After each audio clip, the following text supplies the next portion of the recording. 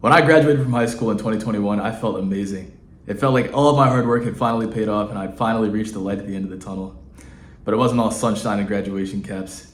At the time, there were a couple of important issues that I was thinking about when it came to my future. For one, I had applied and gotten into Princeton University as an astrophysics major and I didn't even know if that was something I wanted to do. For two, I'd been working on this anime project since high school and I really wanted to finish it before college, but I wasn't sure if summer was going to be enough. And for three, I was freaking exhausted. So before I went to college, I was tasked with answering this really big question of how I was going to address all of these issues.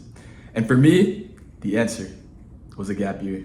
So a gap year is a 1-year break from school, where you're not in school, but you're planning on returning after your gap year is over. And I decided to take mine at the end of my senior year in high school, between my senior year and what would be my freshman year in college. So I'd already been admitted to Princeton as the class of 2025, but after my gap year, I would have to reclass and become the class of 26. So early on in the process, I basically just had to submit an application to the dean and get the gap year approved, where I basically just outlined how I'd be spending it, what my gap year would really look like. And once I got that approved, I was good to go. So summer was pretty much normal. I was like hanging out with all of my friends, basically doing all the stuff that I would do if I was just a regular senior going into college. But then after that, everything changed because all of my friends were in school and I was not. So today I wanted to take the opportunity to talk about the goods and the bads of my gap year experience and ultimately answer the question, was it worth it? So let's start with the goods. My gap year taught me a lot. So I spent the bulk of my gap year working on my personal project, Novalord. And Novalord is a project that I started when I was 12 years old, and it really didn't take off until I was 14 when I decided to start treating it like a TV series. So I started writing out the storylines, developing the characters, making some like sample designs because I really wanted it to be an anime series ultimately. But I honestly at the time wasn't sure how to go about actually making an anime series. So I knew nothing about animation, nothing about like the animation pipeline in the US, like nothing, zilch. So most of my gap year early on was spent learning how I could actually execute on making an anime series. So I did a lot of research, a lot of Google searches, watched a ton of YouTube videos, and ultimately I got like a very baseline understanding of what I would have to do. And a lot of the sources that I looked at told me that the number one thing that would lend nicely to making an anime series is money. And I was fresh out of high school at the time. I had never had like a real job outside of umpiring. I did umpiring for a little bit, but I was pretty much broke. So I had no money and I wasn't sure how to go about making that money while still working on my personal projects until I found out about something called Kickstarter. So Kickstarter is a wonderful platform where you can basically show your ideas to the world and crowdfund your projects. So early on in the process, I decided to focus my attention on developing a really compelling Kickstarter campaign. I had a lot of the materials already done, a lot of the story written, but I wanted to find a way to concisely communicate it to an audience so I could crowdfund some money. So a lot of the early process was me just doing like character designs and developing all that kind of stuff. But it was also like a heavy planning period. So I planned what would be on the Kickstarter campaign, exactly how I would position everything and how I was gonna market it.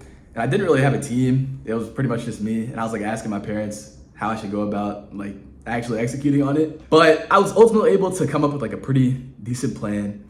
And in February, I launched my Kickstarter campaign. So based on all the research I did, I found that like in order to actually execute on my vision, so my vision for the project was to have like an anime opening style thing for like Novalord and like really showcase the world and the characters of what I envisioned the series being. But I found that in order to do that, I would probably need like $35,000. And the vision at the time was to hire an animation studio someplace overseas in order to work on that project where I basically hand them all the materials and they would then give me the finished product of the opening animation. So I needed some money. The bulk of the campaign was focused on getting exposure. So I had to like personally go out and find just like emails from various people and just like campaign everywhere. So I posted on every single social media platform imaginable. I found like the most obscure stuff. I got banned from Reddit for a little bit, but like literally everywhere I could find, every single day I was posting, just like everywhere. And I low-key felt bad about it at times because I just felt like I was just spam posting. And I also felt like the material that I was posting wasn't like my best work because it was coming just like day after day after day. So like the usual day would look like I would develop some of my own materials. I would like make it in Clip Studio Paint, make like a little animation or something, tell people to give me money, and then just like rinse and repeat every single day. So it was like a lot of work, to be honest. And honestly, I never liked social media marketing at all. I'm not a marketing person by any means, but I had to like become it to make the campaign successful. So ultimately the campaign was successful. I ended up meeting the goals. We raised like almost $40,000. And with that, I was ready to go about actually executing on the project. I talked to a bunch of different anime executives from a couple different studios. So there was like Studio Yota, Studio Mila, a lot of really like impressive anime studios that had like a really good track record to see if they could produce my project for my budget. And like based on those conversations, I was able to learn a lot. But ultimately, after having those conversations, I wasn't sure if the route that I wanted to go was to like actually partner with those studios to have them do it. Because like ultimately, I didn't see where the project was gonna go from there. I saw like a really cool animated opening being made, but not like much more after that. And I had so much planned. Like I wrote so much during high school and I wanted to do it all. But afterwards, I decided not to go actually with an animation studio and to try to execute on the project myself. So I wanted to build my own studio that would ultimately be animating the project, developing it, and producing it. And that's actually currently what I'm still doing now. I also had like another piece of the gap year, which was me like really trying to develop as a baseball player. So I'd wanted to walk on to Princeton's baseball team, but it was also like after a COVID year, I found out later. So I actually ultimately didn't end up getting to try out or anything. But I still think it was a really good experience because I do think I got a lot better at baseball over the gap year. I would like practice pretty much every day. I had like training routines. I had a diet structured. And so yeah, I was just taking care of my baseball ability as well. So also a big part of my gap year was just like figuring stuff out. So I had a lot of time to think about like what I wanted to do career-wise, what I wanted my major to be in college, what kind of person I wanted to become in the future. And I just had a lot of time to like think about those kind of things. So I think my gap year was really rewarding for really thinking about the future. And honestly, I think it helped me become a lot better of a thinker in general. So it helped me to understand what to position myself as, and it also helped me to like self-motivate a lot of times, because I felt like a lot of times in school I've been motivated by like deadlines or other kinds of stuff, but with the gap year structure, it was basically like an extended summer. So every deadline that I imposed had to be like self-run. It was all on me. But yeah, I think ultimately like there were a lot of really good upsides. I also got to visit a bunch of my friends during their freshman years in college, and that was so much fun. So yeah, I had a really good gap year experience. I think there were plenty of upsides, but there were also a couple of downsides. So for one, this is probably like honestly a really big one that I thought about a lot early on. It was almost like by itself enough to make me not take a gap year. But I transitioned from being the class of 25 to the class of 26. And I didn't like that at all. I just felt like 25 is such a round number. It's such like a good reunion year too, because you're always gonna know like when the 10th is, when the 20th, the 5th. It's just really easy to count. Whereas, I mean, 26 is just one more, but that was honestly a really big reason of why I was considering just sticking with it and being the class of 25.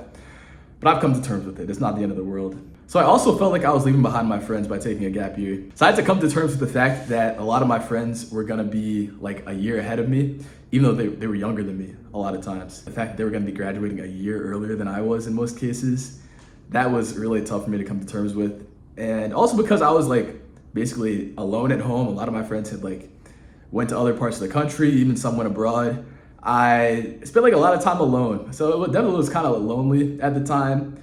But you know, I had my family with me. I did visit some of my friends at times. So it wasn't just like completely in isolation. So yeah, I thought there were a lot of really good aspects of my gap year. I learned so much. I was able to have a lot of really great experiences. I was able to get like firsthand experience with an animation project and debut that, so that felt amazing. And that is to say there were some downsides as well. I think returning to that core question, was my gap year worth it? I would say definitely. I loved my gap year. It was a really transformative time for me. So I'd really recommend taking a gap year if you have like a personal project that you really want to work on, or if there's a certain area that you want to explore more that you feel like school hasn't allowed you to. But ultimately, it will differ on a case-to-case basis, and your decision is yours to make. So yeah, I hope you enjoyed hearing about my gap year experience. If you've taken a gap year or you're thinking about taking a gap year or anything like that, leave a comment below. I'd love to hear some of your experiences. And yeah, I hope you enjoyed the video. Thanks for watching. Make sure to subscribe, and I'll see you in the next video.